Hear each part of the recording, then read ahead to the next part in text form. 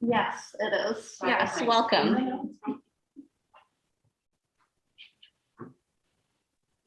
So just for the History Committee and those of us that are exclusively online, I'm just gonna turn my laptop for a minute so you can just see who is in Faulkner.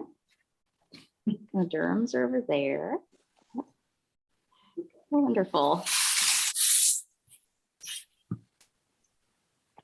Okay. So why don't we can get started.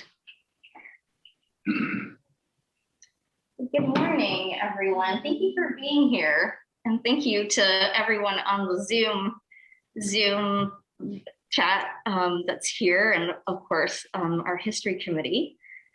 So this presentation has been planned for a while. We were originally going to, as anyone involved in this remembers knows, there have been a lot of changes to schedules, and some things have just not been able to be offered. But thankfully, we are able to offer this, and there has been a tremendous amount of work that has gone into this presentation, and looking at structural changes and the history of the architecture at St. George's over the years. So this is, so as we gather today to honor and reflect on the history of our structures, we also honor the indigenous Patawomic, Rappahannock, and Manahoic indigenous peoples who may have known this land 10,000 years before the establishment of St. George's Parish.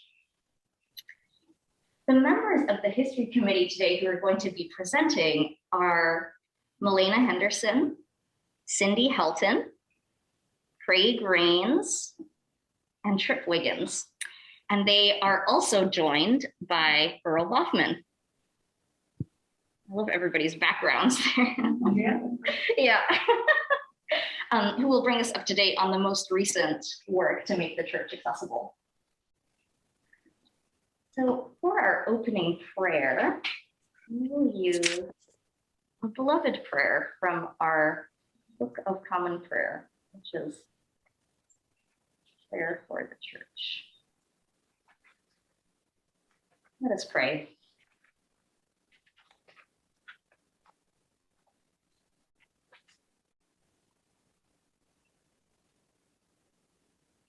Gracious Father, we pray for thy holy Catholic Church.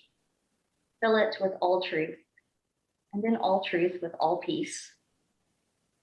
Where it is corrupt, purify it. Where it is in error, direct it. Where in anything it is amiss, reform it. Where it is right, strengthen it. Where it is in want, provide for it. Where it is divided, reunite it. For the sake of Jesus Christ, thy Son, our Savior. Amen. So Cindy, I will turn it over to you.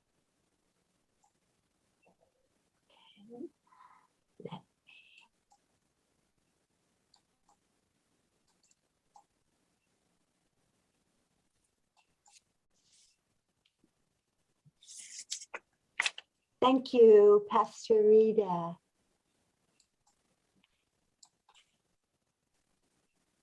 We're also joined by our History Committee, on our History Committee by Stuart Henderson, and his contributions about the Civil War. When we first planned, we didn't know if he could be here because he was working, but today he's with us, so we're glad to have him. The St. George's churches have been supported and have supported ministries for 300 years. The History Committee is honored to present the history of the structural changes of the three churches on this site in Fredericksburg. We've taken much of our text from the three churches of St. George's, Fredericksburg by Barbara P. Willis, an article that she wrote before the most recent changes. We're pleased to have Earl Boffman to follow up with a description on the changes that have occurred in more recent years and plans to make the church more accessible. Barbara Willis was co-chair of the History Committee. She was a lover and preserver of history of the Fredericksburg area. Sorry, Cindy, just a minute. I'm having the volume is not coming through the monitor. So my apologies for that. Let me just see which HDMI. Well, it's showing the video, so it's got the right HDMI on it. Okay, sorry, just a minute. We're seeing it here, Arita. Yes, the problem is the connection between okay, it's recognizing it.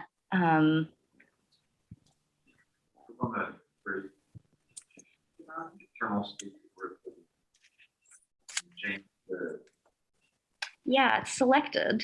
It says Samsung for No, it says internal speakers built in. Yes, but the Samsung is selected. Yeah. Look at the input. That's output. Yeah, It's all the way up. It's all the way up. Look on the input. The sound effects output input. Mm-hmm. It's not showing up here. Input volume. Well, sometimes this happens at home, and I have to. Hey, Rita, maybe just turn your computer all the way up. Yeah. Trying to think if I. Yeah. Sorry about that. Okay. Yeah, I'm so sorry. The computers, the volume in person in Faulkner is not coming through the monitor. So if the speakers could speak up just so that folks, and I can try to move my laptop as well. I can't actually, just so that people can hear better. I'm sorry about that. Thank you. And I'll just let everyone know that we're going to, this is being recorded, so we're going to continue our presentation even if we run over time. And so if you need to leave and go to the service at 11:15, you'll be able to reconnect and see the presentation later on. Barbara Willis was co-chair of the History Committee. She was a lover and preserver of the history of the Fredericksburg area and a treasure in Fredericksburg and in St. George's. She served on the St. George's Vestry, the Navy Renovation Committee, the Rector Search Committee, as lay Eucharistic minister, and as a loyal member of the ECW Mary Faulkner chapter. She was instrumental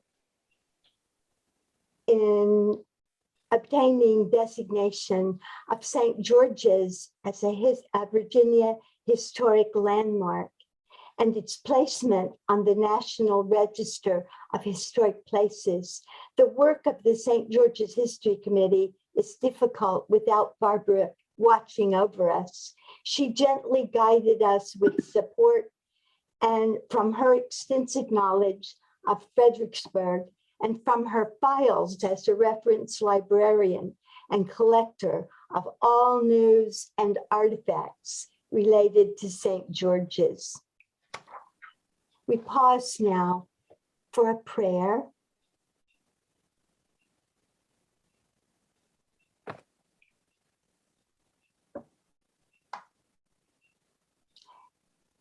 Gracious God, we give thanks for the life and ministry of Barbara Pratt Willis, who died May 17th, 2021.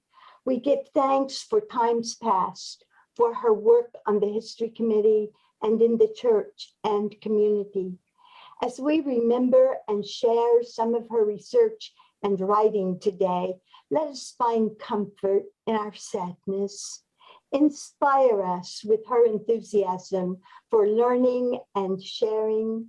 In all things, guide us to seek first your honor and glory through Jesus Christ our Lord, who is the light in all our paths ahead. Amen. And we'll turn the presentation over to Craig Rains now, who will do a review for those who may not have heard it before, or it's been such a long time ago. We'll review a little bit of the early history before we go on with structural changes. So, Craig. Thank you, Cindy. This is a map showing St. George's Parish when it was first founded in 1720, along with Spotsylvania County, by the House of Burgesses of colonial Virginia. They established the churches as well as the counties, little church and state mixture there. And as you can tell from this, in the red arrow, it shows what is known as the Second Rappahannock Church. It's going to get a little confusing, and I'll try to explain it in just a second. But that is the location of where we are at St. George's today. The first church that was on this lot was called the Second Rappahannock Church. It wasn't called St. George's. And in fact, the mother church of the Spotsylvania County is the one at the bottom right with the blue arrow pointing toward the Massaquoi Church. It was really established in 1725. And then the first Rappahannock Church, which is preceded us, was formed in 1726. And it is shown in the middle of this slide. And we covered all the way to Germanna, where Lieutenant Governor Spotswood lived and had the first church in St. George's Parish, in the Spotswood Parish. And then there's Fork Chapel, which might be Little Fork Church, there in the upper left corner. Let's take a look at the next slide, Cindy. And we will show the second slide, the second church. That's the same slide that we just saw. So we can continue on past that. And this will give you, we're looking at a Google map, so it'll be a little better description of where we came from. The blue arrow on the bottom left is where the first Rappahannock Church was. The red arrow on the right with the 2 is where the second Rappahannock Church was, and that's us. You can see running down north and south, in the middle of this picture is the interstate, and the yellow line moving from east to west is Route 3. Now, the blue arrow, Route 1, or number 1, is the first Rappahannock Church. And it is actually, if we're not exactly where it was located, but it looks like from the description that it's in what is called the Harrison Road Park, which is next to the Spotsylvania County landfill today. That's near the intersection of Harrison Road and Salem Church Road. Well, let's go to the next slide and we'll take a look at the town of Fredericksburg in 1832. George Hume, who was a communicant of St. George's, was asked to draw up a plan for the town of Fredericksburg, which he did.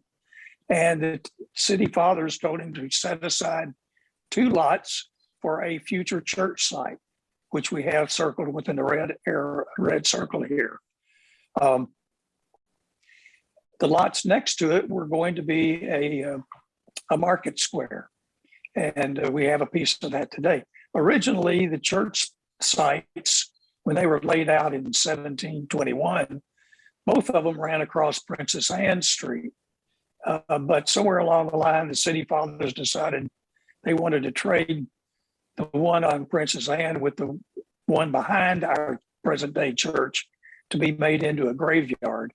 And we know that didn't work out, was not very successful, because that was below the water line and we had a hard time burying people there.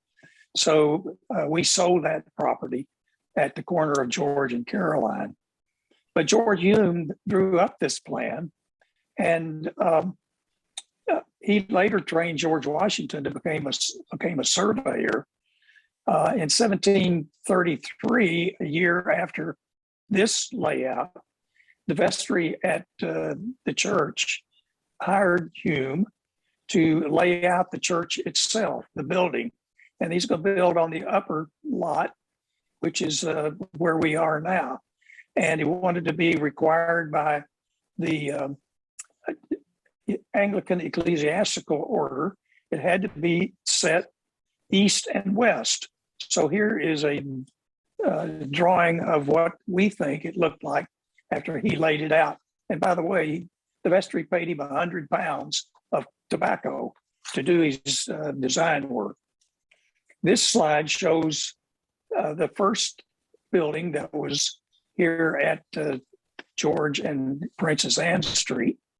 It was started in 1733, and it took them about 8 years to build it, which is kind of weird, although it was usable for services starting in 1734.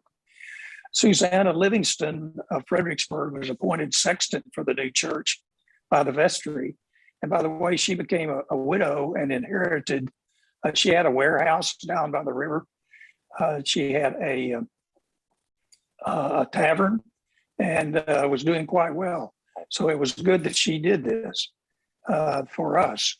Here is a model of the building that we just saw.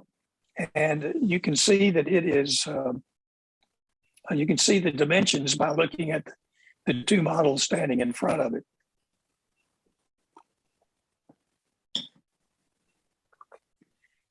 The vestry set down most of the dimensions for the church, and it was specifically supposed to be facing east and west. So the doors are on the west end, and the two people standing there, that's the Princess Anne side of the church. And the back end is pointing over toward the river and Stafford County. It was going to be 60 feet long, 24 feet wide. It was supposed to have 10 windows. They were 7 feet tall and 3 feet wide. Specifically, they were supposed to have shutters. Inside, they had pine floors, and the pews were wainscoted. And the walls were supposed to be 14 feet high, and the roof covered with cypress shingles. Here is a drawing and a photograph of the Lambs Creek Church over King George County. And the design is pretty similar, except this particular one is built out of brick. And you notice it's got two doors. Well, our conjectural picture, it only showed one door, but in fact, we probably had two doors because the vestry specified plural doors. This is the south side of Lambs Creek Church. The next slide shows Lambs Creek, with the main entrance being on the west side. So when you came in the door, just like we do at today's St. George's, you come in the side where the first thing you see on the other end is the communion table. Notice on the left side here, there is a gap of on the slide of a spot in the middle, and we will find later on that that's where the pulpit was. It was opposite the door from the other side. So there are no models. We don't have anything still available about colonial frame churches. There are very few that have survived. But here's St. John's Church in Richmond up on Churchill. It's famous for Patrick Henry giving his "Give me liberty or give me death" speech. But it is about the same size as St. George's and is built about the same time that St. George's was. It's within a foot of the same dimension. But they have since added the bell tower, and they've added the two sides, as we will see St. George also did. And here is the way that St. George's did that. In 1753, St. George's added a wing on the north side, and that is on the right in this picture. A bell was given that year and a steeple added. There was a gallery erected over the entrance, which is on the left side here, the west entrance. They built a gallery over the entrance. Later on, the church was repaired and a gallery was erected in the new side.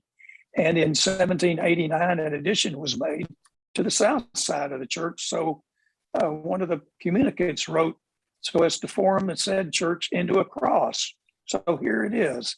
This explains what this the church finally became. On the left again is Princess Anne Street with the two communicants walking in the front door. On the right is the second door, and that's on the George Street side. That year, also around 1789, they placed an organ in one of the galleries. They built galleries on all but the communion table side. And the church became a cruciform in shape. And each projection of the cross had a gallery. One of them had the organ. Two of them had pews. And the building, by the way, the color is kind of weird. It was made out of tar and turpentine, according to the rules of the vestry instructions. And it eventually aged and turned dark over time. Craig, The next slide. Craig, before we go on to the next slide, I just want to add that this was constructed, this 3D model was constructed from Barbara Willis's description in her manuscript. And it was produced by Michael Spencer, chair of the Historic Preservation Department at the University of Mary Washington. And the painting was interpreted by Tristan Bennett. So thank you for letting me interject that before we go ahead. That's great. Thank you, Cindy. This is sort of how our church would look. This is the High Pulpit at Aquia Church in Stafford. And the communicant that was describing our church in his letter wrote, he said, the pulpit was at one of the angles of the cross, which is shown here. It was highly elevated, and with the reading desk and the clerk's desk in the front below. So here you can see the rector giving a sermon at the top and a reader below at the desk. And this is pretty much the layout that we had at our church. The next slide, Cindy, is the interior of the Southwark Church in Surrey County. And we show this because this really is a lot like the interior of our church. Southwark was a little bit bigger. It was 60 by 30, but look at the layout. We have the entrance on the left side, that's the west, at St. George's, or at the second Rappahannock. And you'll look at the bottom right, and you'll see the entrance to the second entrance to the church. On the left is the east side, and where the word table they had written in, that is actually the communion table. Notice from the red arrow where the pulpit is, there's stairs leading up to the pulpit, and there was a sounding board. That's their public address system for the time. It was an inverted shell over the preacher so that the sound of his voice would bounce off the top of that and go out into the congregation. He also had it there in the middle of the church so that more people could hear him or her. There wasn't a her back then. So, and this is the way that particular church looks today. These are the ruins of the Southwark Church. There was an unusual pew that we had in St. George's that was different from the Southwark Church. And the vestry in 1789 ordered that a pew opposite the pulpit have painted on the door in black or white letters the word strangers. And it's probably to do that to welcome visitors, since everybody had a pew that they bought, and most of the families didn't have room for visitors to sit in their pews. So the word strangers, we think, probably came from Hebrews 13:2, that said, "Do not neglect to show hospitality to strangers, for by doing that, some have entertained angels without knowing it." So to summarize, from Barbara Willis's article. The quote of the writer said, "The interior of the first church at St. George's conformed to the general custom of the Anglican communion churches." And this is what they did. In a typical service, according to a book published at the time, morning prayer and the litany and the communion were always read from the pulpit. That's the red arrow here. With the large square pews of the colonial period, the congregation would face north or south, as the case might be for morning prayer. In this instance, it faced north. They would turn west, which would be left, for a baptism, because the baptismal font is back in the corner there. And then they would turn east to the table where the priest stood for the holy table to celebrate the Holy Communion. It was all quite proper according to the Anglican rules and ecclesiastical law. Now, I'd like to introduce Trip Wiggins to talk about one of the most remarkable rectors to ever serve at St. George's. Trip. Okay, Reverend Edward Mcguire arrived in Fredericksburg in October 1813. He described the first church as an old wooden building in the shape of a cross. He's going to be unique to all our rectors. He's the only rector to serve 45 years. In fact, he arrived here when he was only 20 years old. He wasn't even ordained a deacon yet. He would be ordained a deacon and a priest within his first year here. The other thing that makes him remarkable, he's the only rector we have that actually served in all three churches, the first, the second, or the second, third, fourth, or the first, second, third. The numbers can get very confusing, but that's him.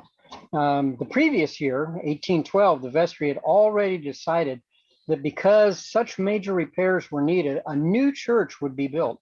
The first church was raised, and the cornerstone of a large brick church was laid out in May of 1814. Mcguire was driven to find new converts and rebuild the parish after many families left in the early 1800s. And he was so successful in his quest, by the 1840s, the second church was simply too small for Mcguire's growing congregation, which directly led to the building of our current building. And for more on Mcguire and all our former rectors, the History Committee has created bios that are posted on our history website. So Cindy, I guess back to you. Okay, and it's back to Milena, who's going to talk about this second church. And when you were seeing this slide, this is not meant to show the footprint of the churches. It was from Barbara's manuscript, and it was just meant to show the difference in the sizes of each of the three churches that stand on this site. And Milena is going to talk about the 1813 church. We call it, it was dedicated in 1815.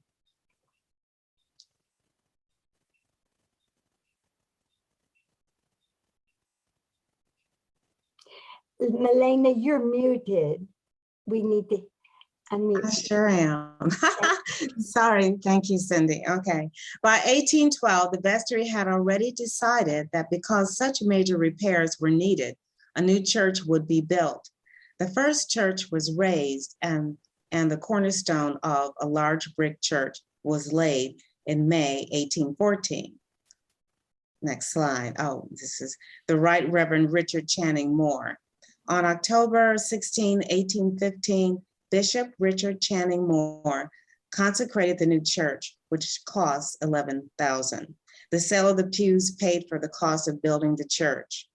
The Freelance newspaper published a list of those who purchased pews and those who rented pews, and the payments for each in the 1815 church. Many familiar names are listed. The payments were from $150 to $515 for a double pew. Rentals in the back of the church and in the gallery were for 1 year at a cost of $5 to $21.50. The total for all of the pews came to $11,590. Little is known of the exterior and interior features of the second church because the vestry minutes after 1817 were destroyed during the Civil War. However, from this account in the freelance newspaper, we learned there was one gallery on the south side, in parentheses, the George Street side. No other galleries were mentioned. Okay, next slide, 1815 church, the second church to stand on the current St. George's site. Based on the information we have, this 3D model in the Fredericksburg area museum exhibit depicts the 1815 St. George's, the second church to stand on the current site. And this photo is by Craig Raines. Next slide. Slide 24, okay, written description of the 1850 church from Barbara's article. The vestry minutes of 1816 state that a steeple was added, then along with window shutters, organ gallery, and side gallery. All the pews in the gallery were to be free. The seats on the right and left of each door of the gallery were reserved for people of color. 2 free pews were reserved in the lower part of the church. They were to be the first pews from each door under the organ gallery. This indicates that there were 2 doors in the entrance way. In 1818, an ornamental chandelier was added. Okay, next slide. Okay. Altarpiece at St. Peter's. Okay, there we are, Port Royal, showing how the Lord's Prayer, 10 Commandments, and the Creed were depicted. A tablet was placed on the east wall, and it contained the Lord's Prayer, the Creed, and the 10 Commandments. This same arrangement was in many early churches to help people participate in the liturgy because most did not have a prayer book. Here we see the restored altarpiece at St. Peter's in Port Royal. Okay, the next one, Baptismal Font. Basil Gordon, a benefactor of the second church, gave the baptismal font in 1829. The font is still used today and is present in our current nave. Okay, next slide. We have the early Faulkner Hall. During the time of the second church, the parish hall was built in 1823. This is the oldest picture we have of Faulkner Hall. The Dutch design, popular during the time, was later modified. The building was created during the Mcguire years to be used for Sunday schools and vestry meetings. It is still used for those meetings, as well as meetings of various commissions and ministries, Christian education, and as a location for meetings of the Standing Committee of the Diocese of Virginia. Okay, the 3 churches again. In 1843, a broadside announced to all pew holders and friends the intent of the vestry to raise money for a new church. This was influenced by the fact that the 1815 church had been built on a foundation of oak planks set only 3 feet below the ground in an effort to avoid graves in the churchyard. This construction error caused cracks and breaks in the walls and actual sinking of the walls. Okay, Cindy, turn it back to you.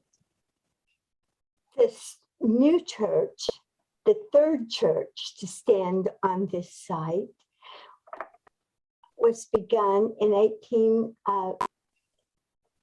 was a 2-story, 3-bay brick Romanesque revival designed by Baltimore architect Robert Carey Long Jr. and constructed by H.G. Reynolds. The architect brought some of the artisans who created this building from Baltimore.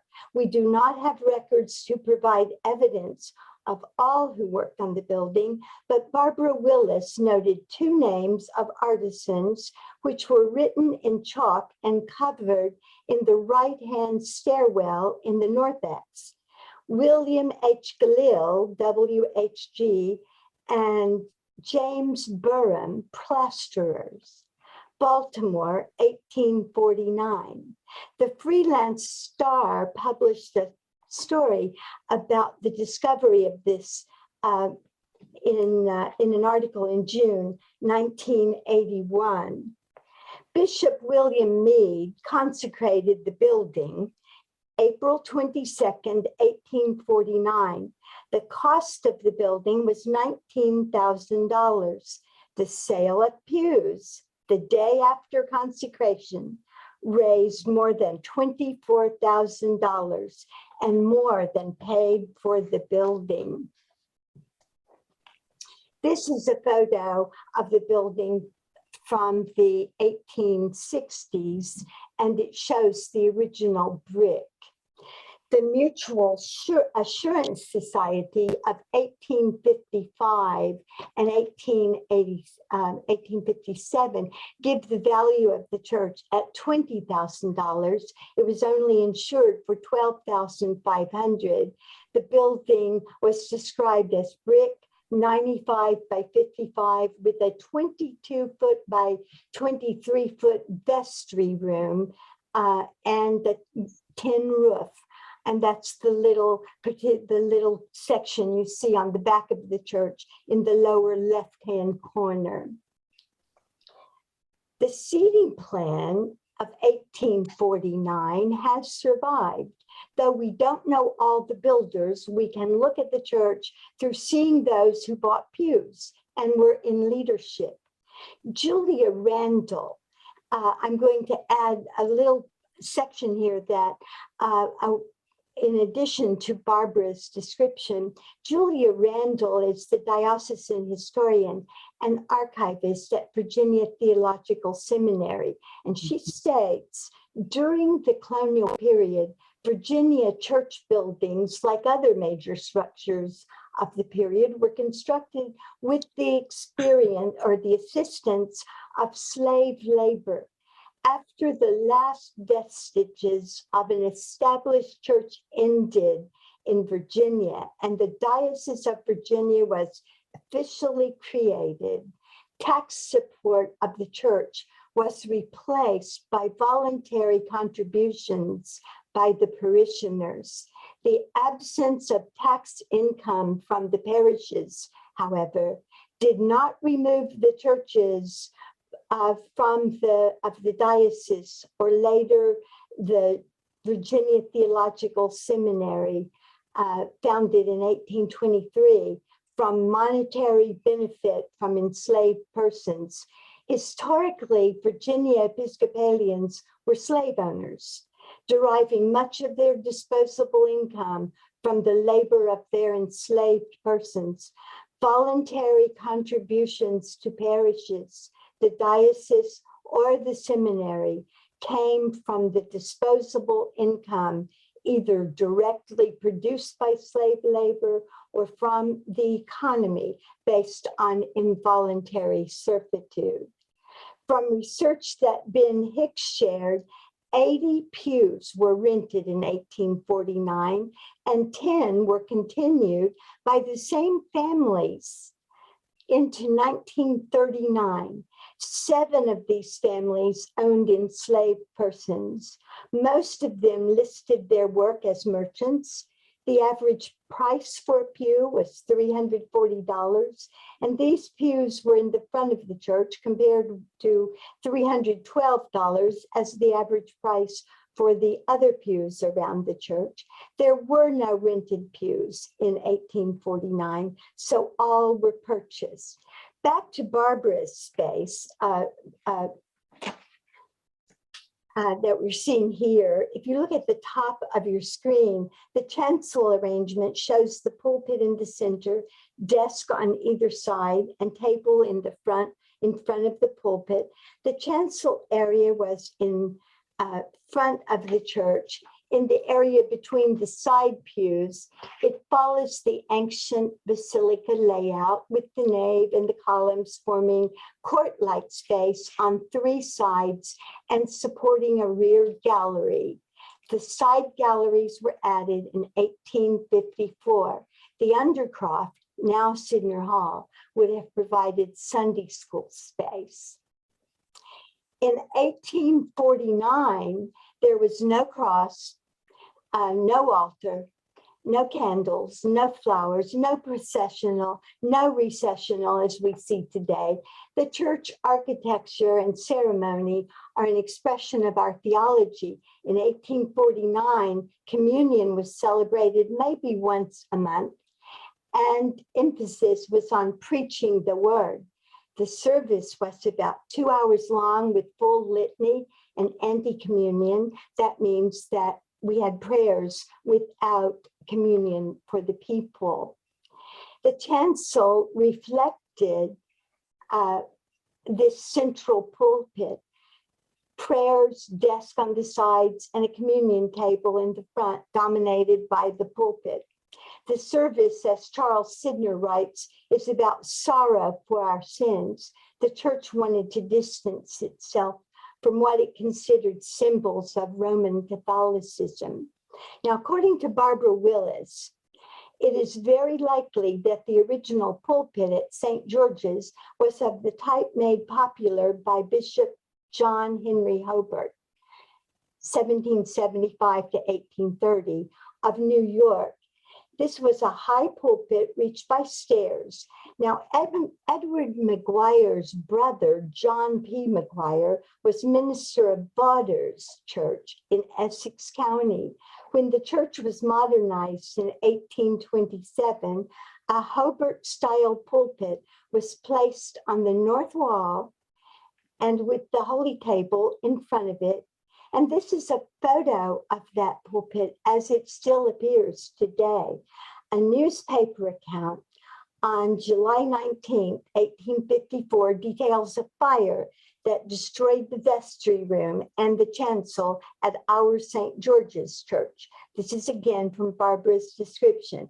By 1855, the fire damage had been repaired and side galleries added.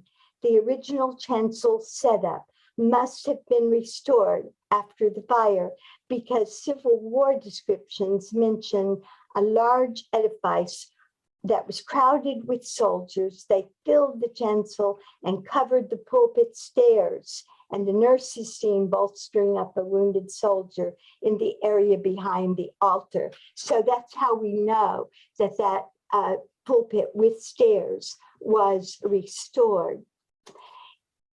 This organ was lost in that fire and or not this organ, an organ was lost in that fire. And this is the organ that replaced it in 1855 called the Berger organ, which remained until 1874. By 1875, the women of the church raised money to buy a new organ, and the new organ with modifications lasted until 2007. It was moved from the gallery to the front chancel in the 1925 renovation, which we'll talk about later. And the pipes were visible later in an opening cut on the left side of the upper floor. But first, those pipes were hung on the outside wall of the transept that was built in that 1925.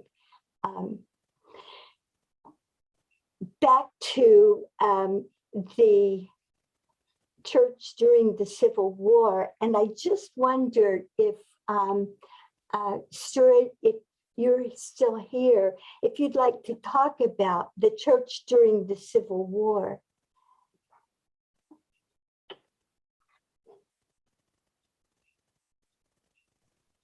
Okay, during the Civil War, the church was fired upon, and some shells did hit the tower.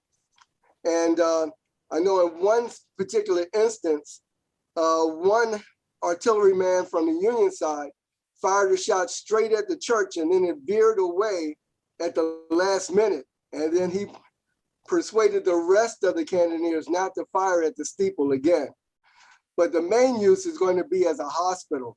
The church was used as a hospital by the Union Army, and the Irish Brigade was in the hospital during the first battle of Fredericksburg.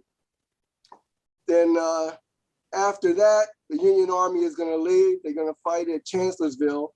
But during the time the Union Army is back in Stafford County, the Confederate Army will use the church, and they will have a big revival at St. George's during that time as well. And then afterwards, when the Union Army comes back in 1864, then just about every building in Fredericksburg is going to be used as a hospital. Okay. Thank you, Stuart. You're welcome. After the Civil War, the church's war damage was repaired. This included a new roof of cypress shingles, repair of the church yard enclosure, repair of the furnaces, organ walls, gas fixtures, and the steeple. The work was completed by April 1866. The furnaces never worked properly after the repairs and had to be replaced by new ones by 1868. The reports of the vestry on the repairs from the war damage did not mention any changes in the chancel, and the money was solicited to repair our dismantled sanctuary. It can be assumed that the original chancel was kept.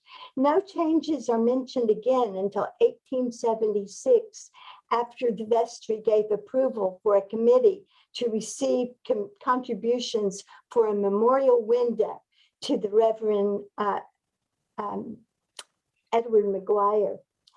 The committee was authorized to make any changes or such alterations in the chancel and vestry room as they deemed necessary, subject to approval of the vestry. Now, we don't know the details of these alterations approved by the vestry because the register was absent and the minutes of the next vestry meeting were not written up. We called the secretary of the vestry, the register of the vestry. These ascension windows were the first of the stained glass windows to be installed in the church, and they were a memorial to Reverend Mcguire. Other stained glass windows were added through about 1945, and this is how the windows looked. There's still an example of them down in our undercroft today, but most of the windows, these windows up in the church nave were replaced by the stained glass windows that appeared during those years up to 1945.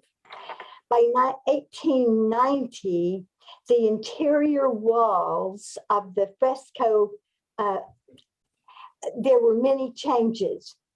And the Daily Star newspaper reported on this about 1905, 1906. It all didn't happen at once, but the interior walls, the newspaper article said, had fresco decorations. In 1895, the present antique brass lectern was given to St. George's, and in 1897, the ladies of the church gave the present pulpit. We still use it today. Mrs. George Heflin gave the communion rail in 1909. That was the one that was added in 1909, but it is not the communion rail that we have today. The vestry gave permission for the brass cross and flower vases to be used regularly on the holy table in 1913, and the choir was given permission to wear vestments. This slide shows a 1906 view about 1931, and we see the reredos in the back without Gothic tips as we see today. It was painted white, and actually before this time there was a door in the side that communicated with the vestry room behind it. Why all these changes? By this time, there was a general reaction against Bishop Meade and Bishop Whittle's Calvinistic chancel arrangement. Their influence lasted roughly from 1839 to 1874. And after that, people and the clergy wanted to return to what they considered the proper Anglican setup, with the holy table surrounded by a rail and placed against the east wall, and the pulpit and font outside the chancel. Now, again, I'm reading from Barbara Willis's manuscript. This movement back to a more Anglican form, included the use of the cross, candles and flowers on the holy table, and vested choir and clergy, which had not been allowed during the Meade Whittle years.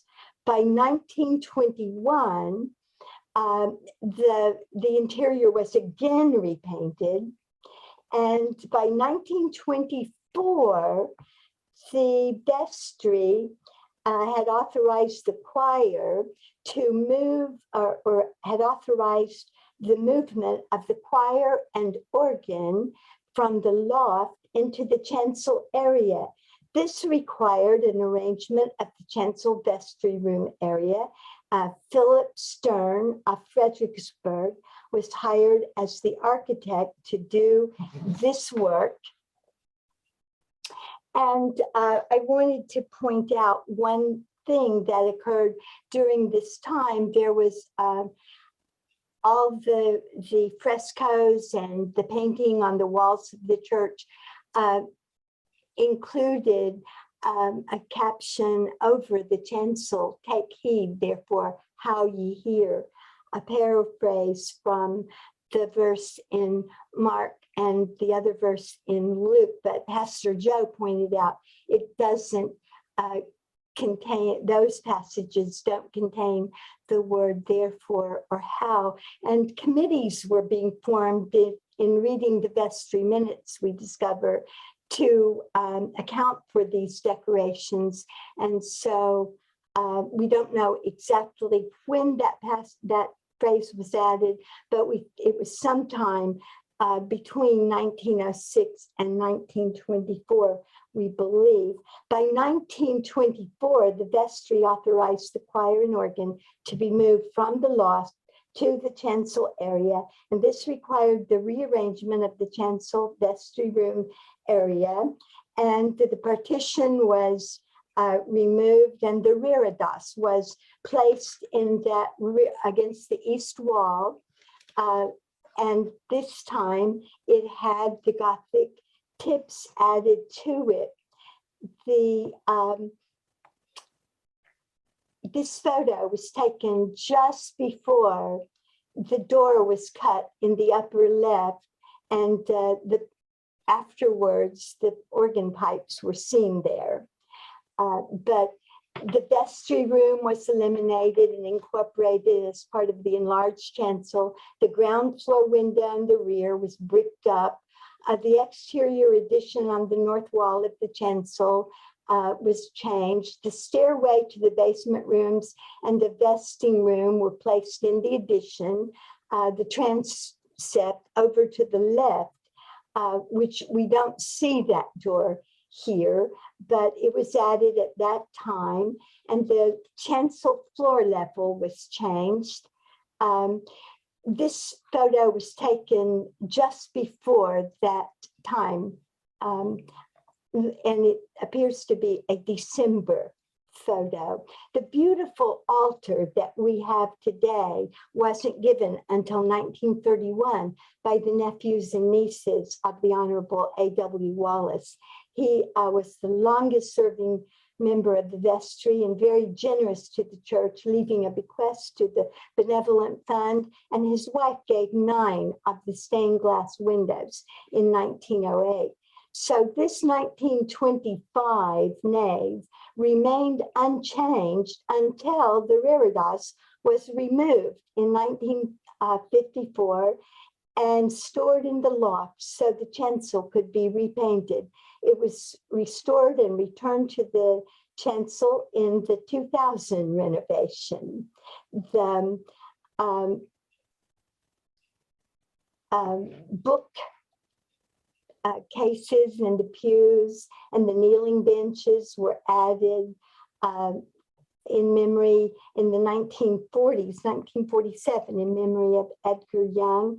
And in 1954, James Kozar of Williamsburg was hired, and he did some additional changes, and the interior was painted again. And we believe it was at that time when the reredos was moved to the loft that the writing above the chancel was painted over. This arrangement remained until the 1980s. It was required substantial repairs to bring the Reredas back to its full beauty that we see today. There are many other renovations with wiring, plastering, painting, and repairing, but one stands out. And just in case you're wondering, I want to take just a moment to mention the contract for doing in this 1925 work that lasted all these years. Walter Snellings was had the contract for the carpentry work. Housen and Son moved the organ, and the Brickert Electric did all the electrical work. The contract for the carpentry was $7,827. Housen and Sons work on the organ was $2,229. Brickert Electric charged $183. And the Manitowoc Furniture Company built all the choir stalls. And the ladies of the church paid for new floor covering. George Johnson painted all the pews a darker color. And here I wanted to show you what that looked like. Now, this is a 1980s arrangement in our chancel. You can see Marion Rambo on the far left in the choir, and that is choir director Guthrie at the organ behind. And you can see just the corner of the altar in the back. What a crowded chancel it was to receive communion. People walked up the steps, back to the communion rail, received communion, and exited by crossing over and back down the door that was on the left, back down the stairs again. So you can see that many changes were needed. One of the changes that we have to mention stand out above all the others, and it happened in 1959. For up to that time, 14 church school classes were held in the Undercroft at Sidner Hall, which was petitioned off with curtains for each class group. The conditions were vexing because the crowding and noise impaired the effectiveness of the teachers' efforts. The noise carried into the nave during worship. And in 1957, plans were approved for the Mcguire addition. It had been requested by Reverend Faulkner as early as 1946, but because other urgent roof repairs and painting was needed to sustain the church, it had to be postponed until this 1959 time. And just to give a little review of what was added when the Mcguire Hall was built. It was a two-story building with a garden wall facing the graveyard. I don't have that picture yet, but it will come up later. And on the first floor was a nursery and a kindergarten room. On the second floor was a crib room and 3 classrooms, 2 of which would be redivided by a folding partition to allow the space to function as a choir rehearsal room or a meeting room. The roof could be used as a play deck or as a 3rd floor, and stairways were also installed to allow easy passage from the ground floor to the new building. St. George's had received a bequest of about $42,000 from the estate of the late Ernest Van Ness, which helped with this project. The 3rd floor has now been completed, and we'll see those pictures. But in the meantime, the women of the church were consulted because the path through the cemetery or the graveyard down to Mcguire Hall entrance were just very dangerous. They were stones or chips. And so the Garden Club of Virginia was consulted, and they made recommendations for a new walkway. And here you see when the new floor started to be added in 2008. 2008, this is the beginning of that construction. And the third floor now has been added, and we have the music room upstairs, the youth quarters. And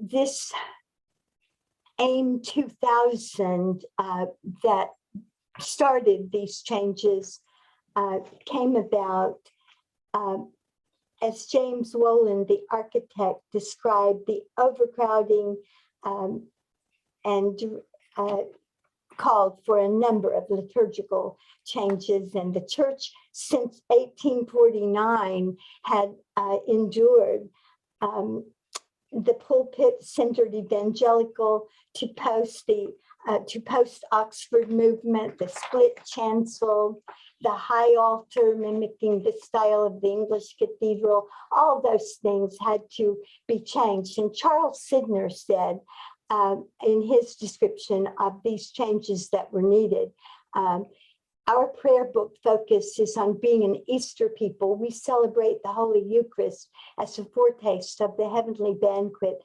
and it demands a brighter, livelier worship to expressing our joy in our Lord. Renovating the chancel was intended to put a focus on the Eucharist and several key symbols of the faith. And I just want to show some of those renovations. This was Sidner Hall when it was being renovated. We had to have that done before we could hold services in Sidner Hall. And this is how that looked before, while our nave was being renovated in 2008. And I've skipped around and left out several things here, but I want to call on our clerk of the works from 2008, who can talk about those changes, and that's Earl Boffman.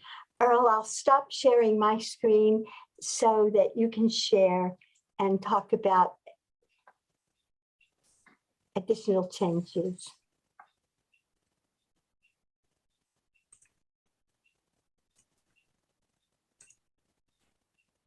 Okay.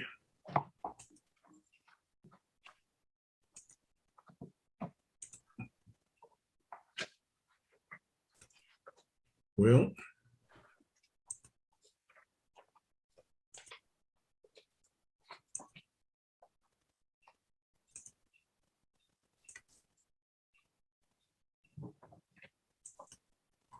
it's not cooperating. Let's see what we can do. Going I'll down. go back and share. I'll go back and share. Whoops. Share my screen again. Let's see if I can. Let's try this. Okay.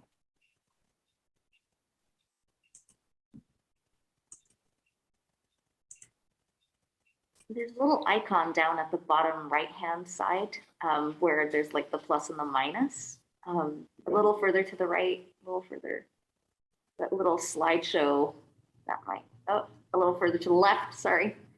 Next one over, Earl. Yeah, that one there. There we go. Okay. Love technology. Okay, I'm focused mostly on the accessibility issues. It's always been a problem and so forth, but and we're going to look at it in terms of some of the projects and how those projects affected the accessibility from AIM 2000 to what we're doing currently, and then what's available in the future. So accessibility of St. George's, why is it so hard? Well, we've got 3 different buildings. They were all built at different times. And at the time that they were built, there was not a real emphasis on accessibility and so forth. And then to make things worse, the three buildings were all built on a fairly significant slope. So it makes it difficult.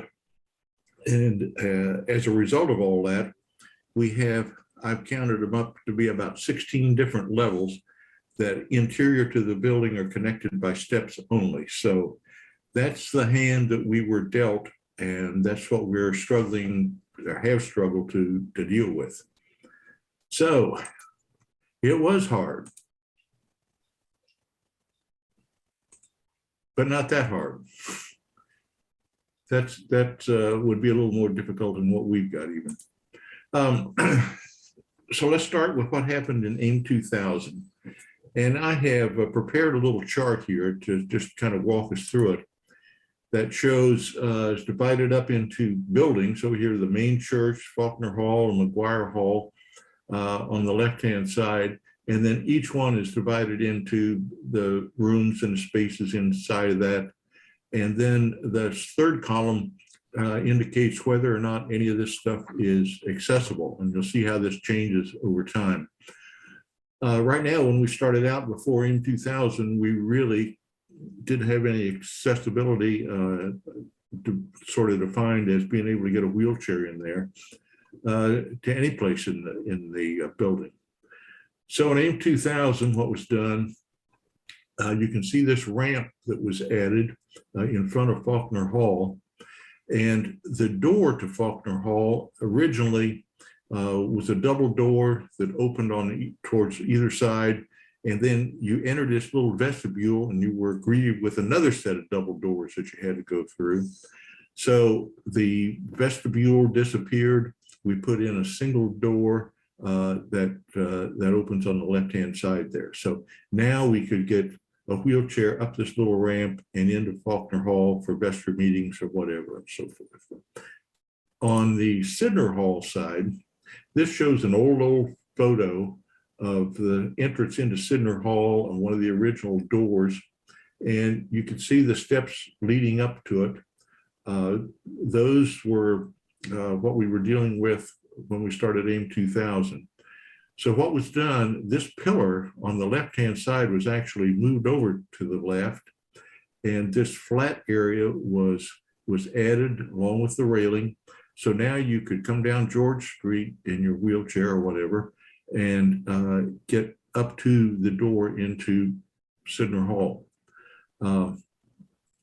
So what all did that accomplish? Well, wait a minute, let me go back.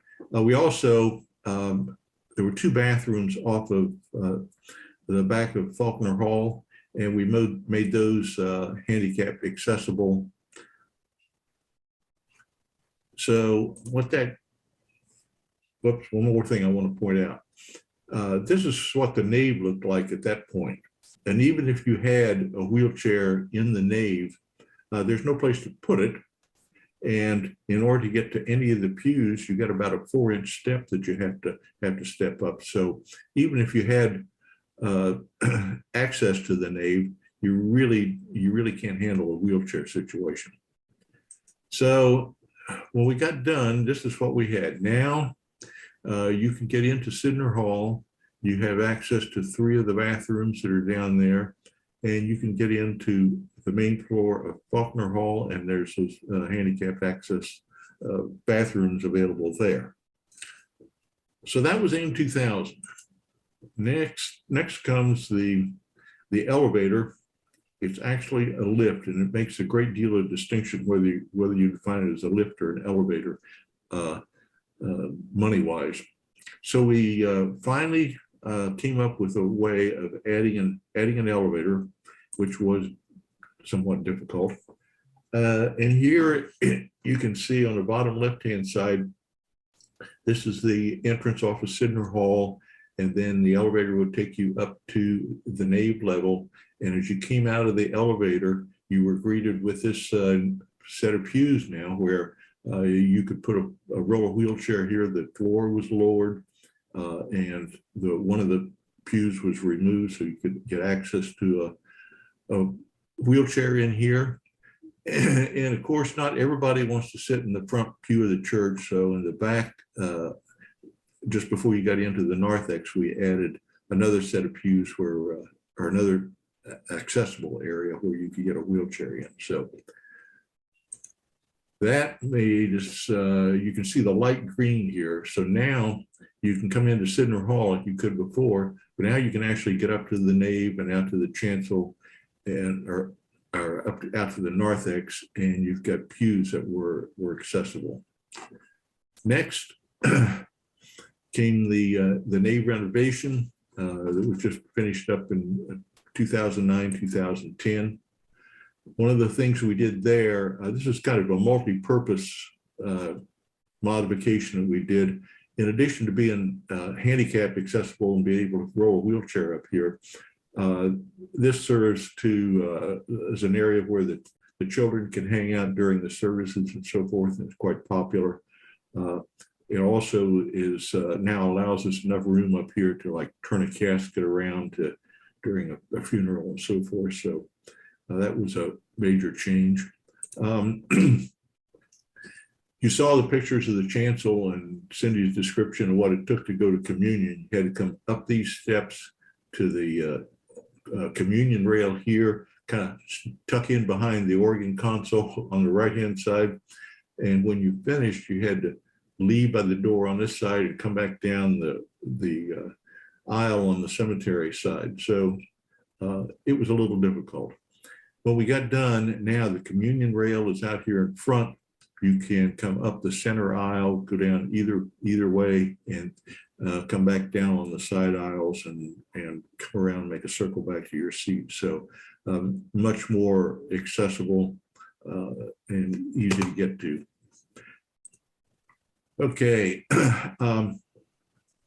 Cindy talked about adding the music room in the Navy renovation.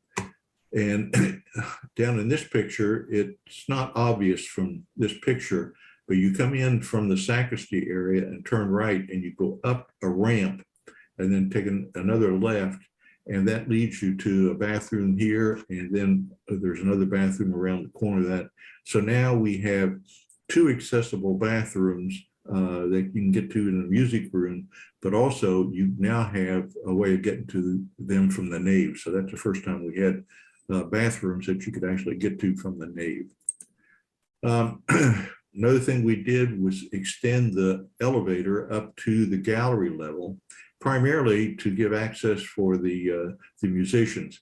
The musicians can come out here, and you can see the bell tables, and the jazz band is here, and then you come around and get to where the choir hangs out and so forth. So unfortunately, we still don't have access to the other side of the gallery.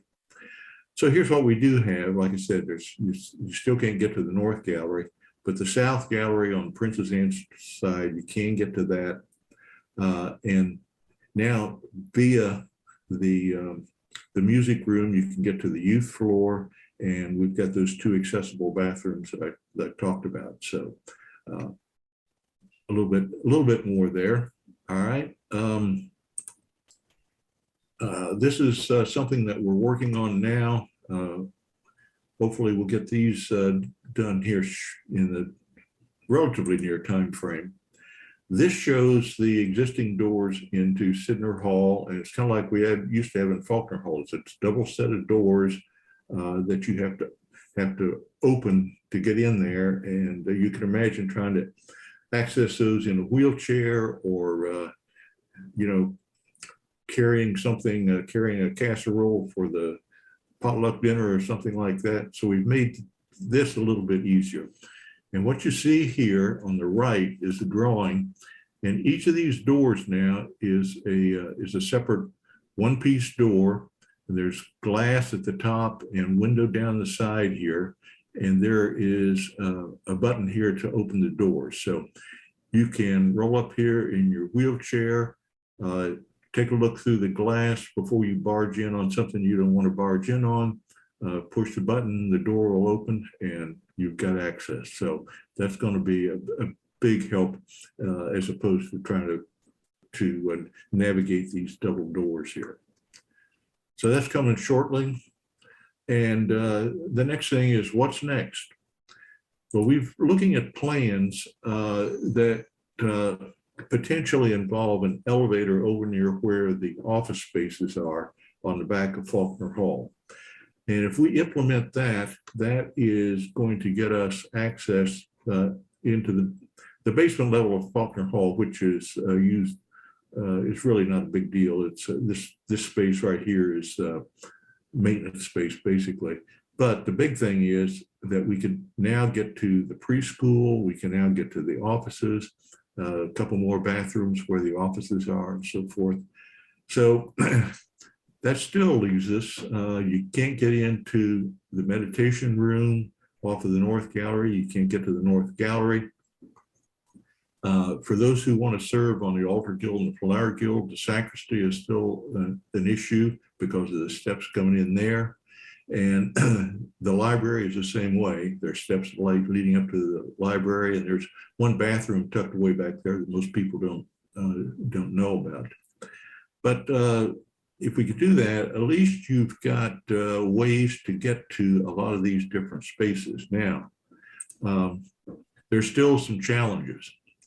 Let's say you're at point A, looking into Sidner Hall, and you want to get to point B, which is the office spaces. You're standing in the same space, you just look 90 degrees to the right, and that's where you want to get. But what do you have to do in order to get from point A to point B? Well, here's what it takes. First of all, you get on the elevator in Sidner Hall. I'm just going to run through these and put them up, show you the steps.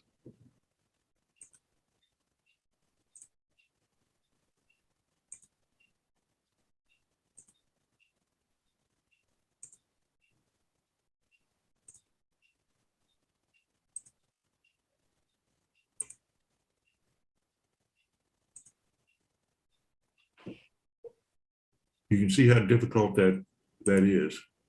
And that's all because of these three little steps right here.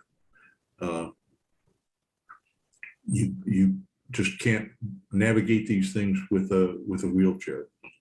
So, and the problem is that you've got 19.5 inches from one floor to the other floor, but that requires a ramp that is 19 feet 6 inches long. So you can see what some of the problems are. So that's one example.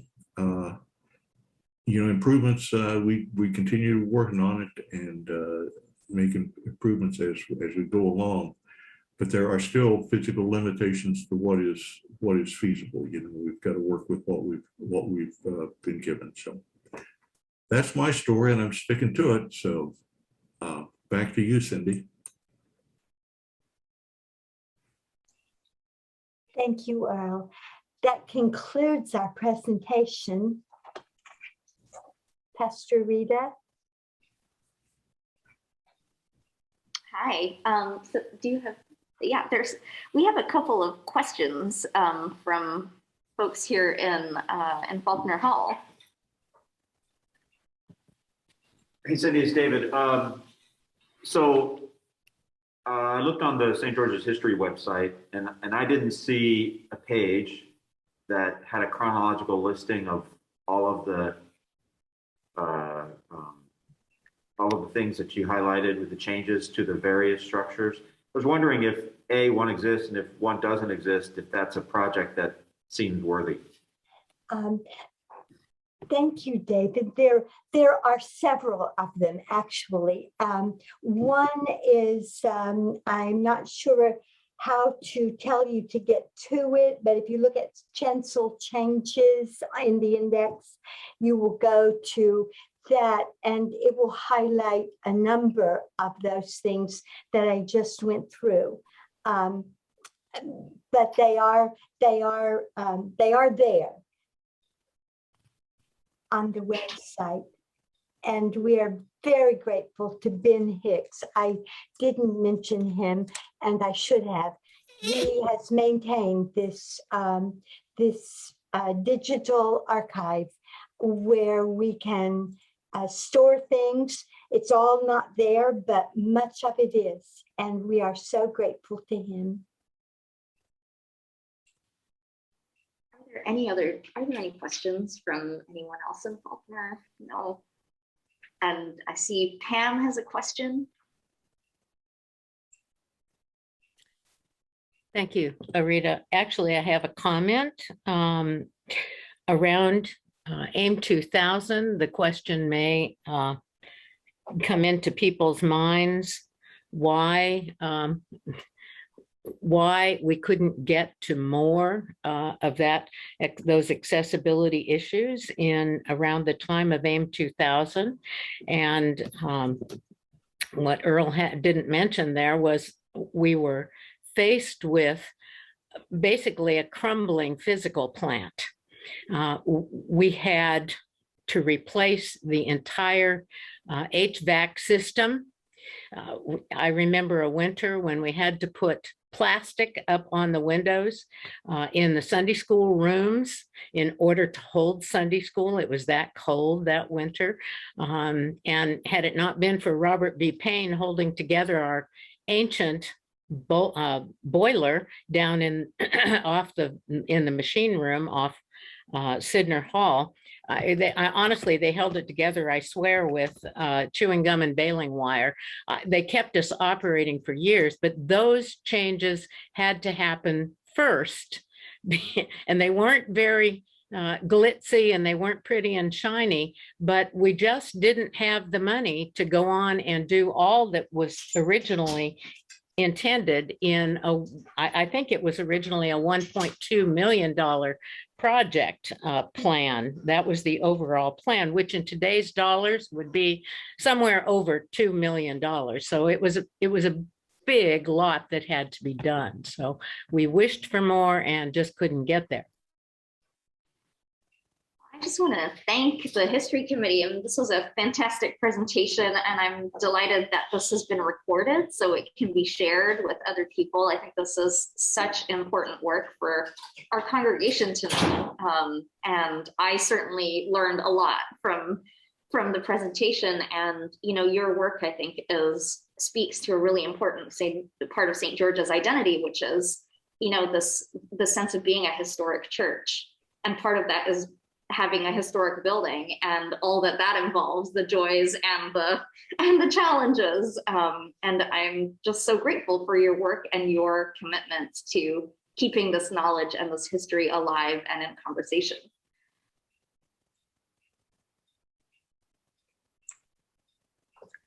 Thank you. Thank you. So we have a closing prayer. Cindy, would you like to pray it for us? Sure. It is the closing prayer from the Book of Common Prayer, page 816. Gracious Father, we pray for thy holy Catholic Church. Fill it with all truth and with all peace. Where it is corrupt, purify it. Where it is in error, direct it. Where in anything it is amiss, reform it. Where it is right, strengthen it. Where it is in want, provide for it. Where it is divided, reunite it. For the sake of Jesus Christ, thy Son, our Savior. Amen. Beautiful prayer. Thank you so much. Thank you. Have a great rest of your week. Thank you.